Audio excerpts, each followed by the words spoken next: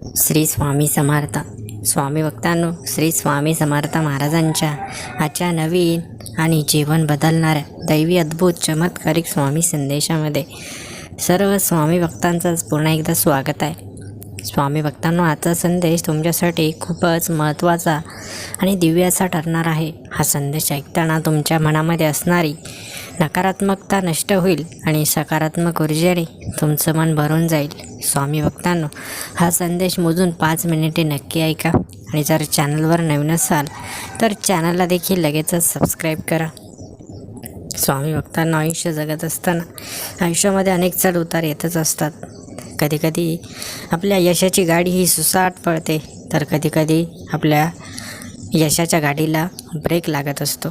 परंतु लक्षात ठेवा, जीवनामध्ये जेव्हा आपण सुसाट पळत असतो तेव्हा फक्त सुसाट पळायचं नसतं, फक्त प्रगती करत राहायची नसती, तर आजूबाजूच्या लोकांनासुद्धा सोबत घेऊन जाण्याची आपली इच्छा असावी लागते. कधीकधी माणूस प्रगती करतो, स्वतःच मोठा होतो आणि ज्यांनी आपल्याला वाईट काळामध्ये मदत केली त्यांना विसरून जातो. परंतु प्रगती कितीही करा, कितीही मोठे व्हा, परंतु आपल्या जवळच्या व्यक्तींना, आपल्या कुटुंबाला आणि अहोरात्रीसुद्धा आपल्याला मदत केलेल्या अशा गरजू लोकांना कधीही विसरू नका.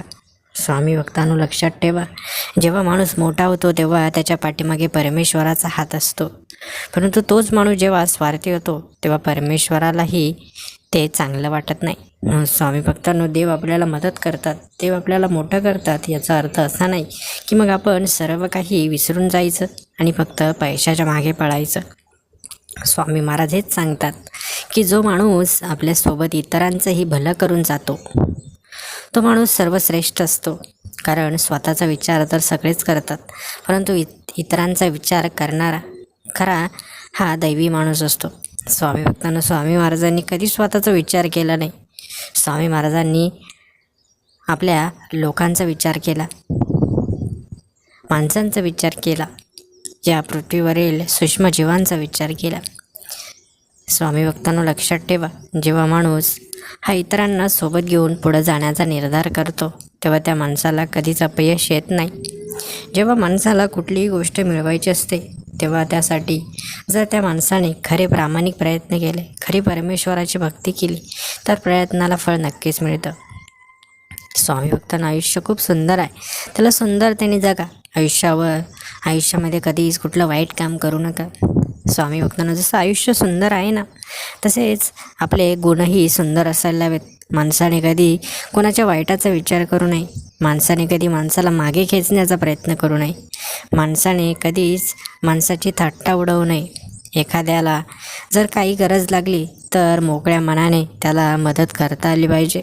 स्वामी भक्तांनो, स्वामी महाराज असं कधीच सांगत नाही की आपल्याकडे जे आहे ते सगळ्यांना वाटून द्या, परंतु स्वामी महाराज हे नक्कीच सांगतात, आपल्याकडे आहे त्यातलं थोडं जरी आपण दुसऱ्यांना दिलं तर आपल्याकडे आहे त्यामध्ये आणखी भर पडत असते.